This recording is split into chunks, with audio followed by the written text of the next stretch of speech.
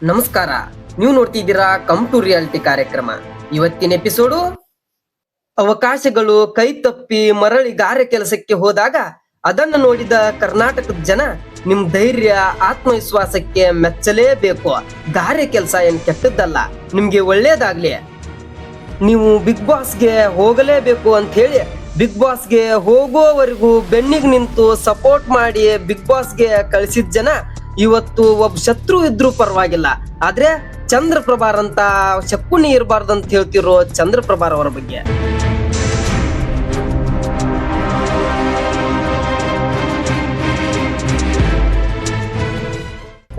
ಅದು big boss ಅನ್ನೋದೇ ಹಾಗೆ, ಅದು ವ್ಯಕ್ತಿತ್ವದ ಆಟ. ಕೆಲವರಿಗೆ ಒಳ್ಳೆ ಹೆಸರು ತಂದು ಕೊಟ್ರೆ ಇನ್ ಕೆಲವರಿಗೆ ಸಂಪಾದಿಸಿದ ಹೆಸರನ್ನೇ ಕಳ್ಕೊಳ್ಳೋ ಹಾಗೆ ಮಾಡುತ್ತೆ. ಅದಕ್ಕೆ ಒಳ್ಳೆ ಉದಾಹರಣೆ ಅಂದ್ರೆ ನಮ್ ಚಂದ್ರಪ್ರಭಾ ಮತ್ತು ನಮ್ ಕಾಕ್ರೋಚ್ ಸುದಿ ಅಣ್ಣ. ಇರ್ಲಿ, ಇವಾಗ ಚಂದ್ರಪ್ರಭಾರ್ ಅವರು ಇಲ್ಲಿವರೆಗೂ ಎಷ್ಟು ಸಂಪಾದಿಸಿದ್ದಾರೆ ಎಂದು ನೋಡೋಣ.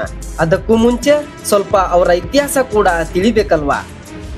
ಹುಟ್ಟಿದ್ದು ಮಂಡ್ಯ ಜಿಲ್ಲೆ ಶ್ರೀರಂಗಪಟ್ಟಣ ತಾಲೂಕಿನ ದೊಡ್ಡ ಹಣಕೊಪ್ಪಲು ಎಂಬ ಸಣ್ಣ ಗ್ರಾಮದಲ್ಲಿ.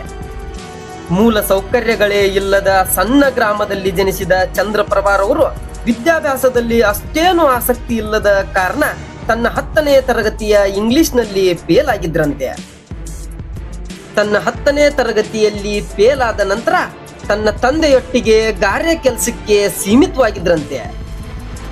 ಗಾರೆ ಕೆಲಸದಿಂದ ಕೈಗಳಿಗಾಗುವ ನೋವುಗಳನ್ನು ತಡೆಯಲಾರದೆ ಅವರದೇ ತಾಲೂಕಿನ ಶ್ರೀರಂಗಪಟ್ಟಣದ ದೊಡ್ಡ ಹೋಟೆಲ್ ಒಂದರಲ್ಲಿ ವಾಚ್ಮನ್ ಕೆಲಸಕ್ಕೆ ಸೇರ್ಕೊಂಡಿದ್ರಂತೆ.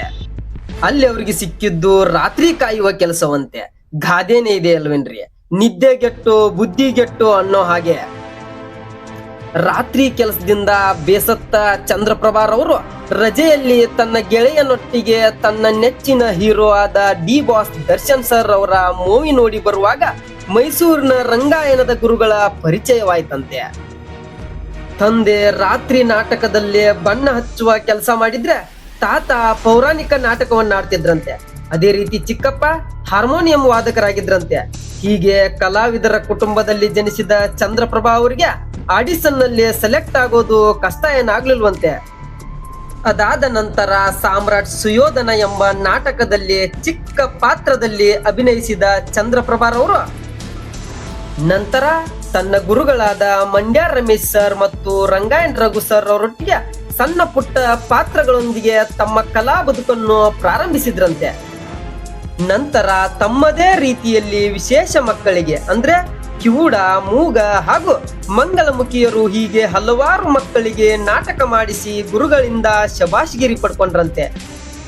ಆದರೆ ಟಿವಿಯಲ್ಲಿ ಕಾಣಿಸ್ಕೋಬೇಕನ್ನುವ ಅವರಿಗೆ ಅವಕಾಶಗಳೇ ಸಿಗದ ಕಾರಣ ಸಣ್ಣ ಪುಟ್ಟ ಚಾನೆಲ್ಗಳಿಗೆ ಅವರೇ ಹೋಗಿ ಎಷ್ಟು ಕೊಟ್ಟರು ಪರವಾಗಿಲ್ಲ ಕಾರ್ಯಕ್ರಮ ಮಾಡಿಕೊಡ್ತೀನಂತ ಹೇಳಿ ಕಾರ್ಯಕ್ರಮಗಳನ್ನ ಸ್ಟಾರ್ಟ್ ಮಾಡಿದ್ರಂತೆ.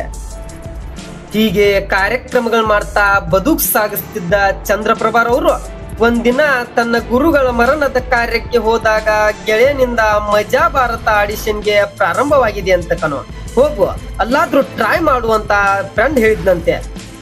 ಮಜಾ ಭಾರತದ ಆಡಿಷನ್ಗೆ ಆಗುತ್ತೋ ಇಲ್ವೋ ಅನ್ನೋ ಸಂಶಯದಲ್ಲಿ ಹೋದ ಚಂದ್ರಪ್ರಭಾರ್ ಅವನು ಮೊದಲು ರಿಜೆಕ್ಟ್ ಮಾಡಿದ್ರಂತೆ.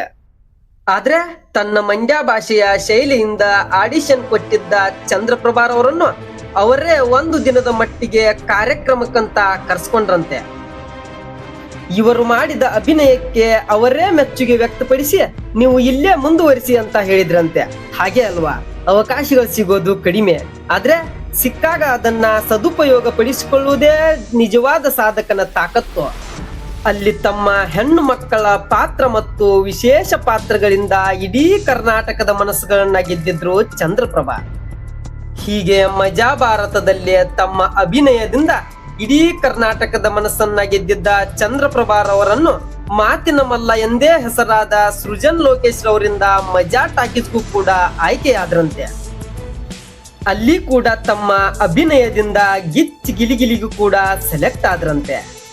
ಅಲ್ಲಿ ಅವರೊಟ್ಟಿಗೆ ಅಭಿನಯಿಸಿದ ಸೌಮ್ಯರವರ ಮೇಲೆ ಲವ್ ಕೂಡ ಆಗಿತ್ತಂತೆ.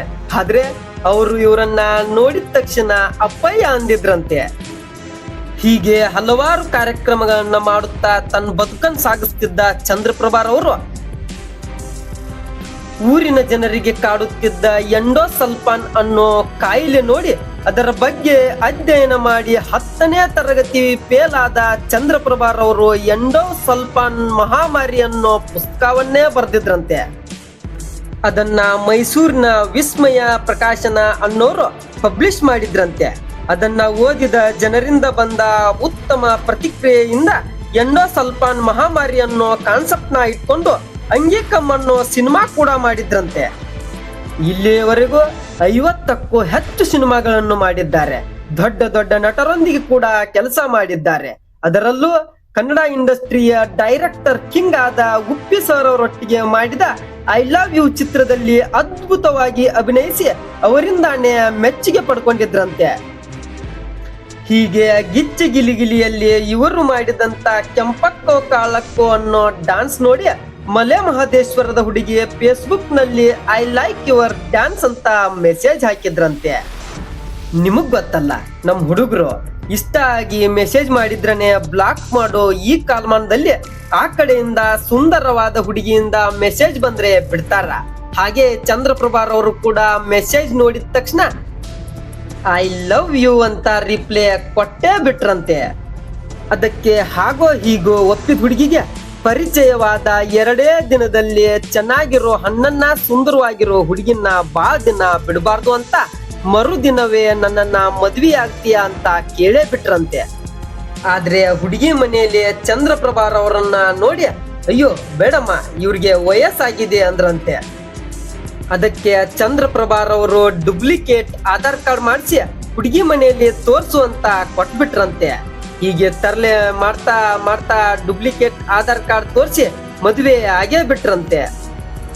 ಹೀಗೆ 50ಕ್ಕೂ ಹೆಚ್ಚು ಸಿನಿಮಾ ಮಾಡಿ ಮತ್ತು 10 ವರ್ಷಗಳ ಕಾಲ ಕಲರ್ಸ್ ಕನ್ನಡದಲ್ಲಿ ಅಭಿನಯಿಸಿದ ಚಂದ್ರಪ್ರಭಾರ್ ಅವರಿಗೆ ಅವಕಾಶಗಳು ಸಿಗದ ಕಾರಣ ಮರಳಿ ಊರಿಗೆ ಹೋದ ಚಂದ್ರಪ್ರಭಾರ್ ಅವರು ಮರಳಿ ತಾವು ಬಂದ ದಾರಿಯಾದ ಗಾರೆ ಕೆಲ್ಸಕ್ಕೆ ಸೇರ್ಕೊಂಡ್ರಂತೆ.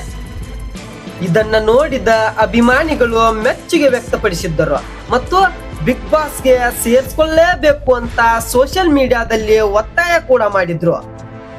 ಅವರ ಅಭಿನಯ ಮತ್ತು ಜನರ ಪ್ರೀತಿಯಿಂದ ಮತ್ತು ದೇವರ ದಯದಿಂದ ಬಿಗ್ ಬಾಸ್ ಕೂಡ ಸೆಲೆಕ್ಟ್ ಆಗಿದ್ರು. ಇಲ್ಲೇ ಇದೆ ನೋಡಿ ಮೇನ್ ಟ್ವಿಸ್ಟ್. ಕಷ್ಟದಿಂದ ಬಂದ ಚಂದ್ರಪ್ರಭಾರ್ ಅವರಿಗೆ ಸಿಕ್ಕಂತ ಒಂದು ದೊಡ್ಡ ವೇದಿಕೆಯಾದ ಬಿಗ್ ಬಾಸ್ ಅನ್ನು ಸರಿಯಾಗಿ ಉಪಯೋಗ ಮಾಡ್ಕೋತಾರೆ ಅಂತ ಇಡೀ ಕರ್ನಾಟಕದ ಜನ ಹಾಗೂ ನಾವು ಕೂಡ ಅನ್ಕೊಂಡಿದ್ವಿ. ಆದ್ರೆ ಮನುಷ್ಯನಿಗೆ ಸಮಯ ಪ್ರಜ್ಞೆ ಮತ್ತು ತಾವಿರುವ ಸ್ಥಾನದ ಬಗ್ಗೆ ಅರಿವು ಇಲ್ದಿದ್ರೆ ಒಂದೊಂದ್ ಸಾರ್ತಿ ಅನ್ಎಕ್ಸ್ಪೆಕ್ಟೆಡ್ ಥಿಂಗ್ಸ್ ಗಳು ಎಕ್ಸ್ಪೆಕ್ಟೆಡ್ ಆಗ್ತಾವೆ ಅನ್ನೋದಕ್ಕೆ ಒಂದು ದೊಡ್ಡ ಎಕ್ಸಾಂಪಲ್ ಇವರೇ ನೋಡಿ. ಇರ್ಲಿ, ತಪ್ಪು ಮಾಡೋದು ಸಹಜ, ತಿದ್ನಡಿಯೋನೆ ಮನುಜ. ಹಾಗೆ ಇನ್ನು ಮುಂದೆ ಸಿಕ್ಕಂತ ಯಾವುದೇ ಸ್ಥಾನದ ಬಗ್ಗೆ ಪ್ರಜ್ಞೆ ಇರಲಿ ಮತ್ತು ನಿಮ್ಗೆ ಒಳ್ಳೇದಾಗ್ಲಿ ಅಂತ ದೇವ್ರ ಹತ್ರ ಬೇಡ್ತಾ ಈ ಎಪಿಸೋಡ್ ನ ಮುಗಿಸ್ತೀನಿ. ಮುಂದೆ ಯಾವ ರೀತಿ ವಿಡಿಯೋ ಬೇಕಂತ ಕಮೆಂಟ್ ಹಾಕಿ. ಧನ್ಯವಾದ. ಮತ್ತೆ ಭೇಟಿಯಾಗೋಣ. ನಮಸ್ಕಾರ.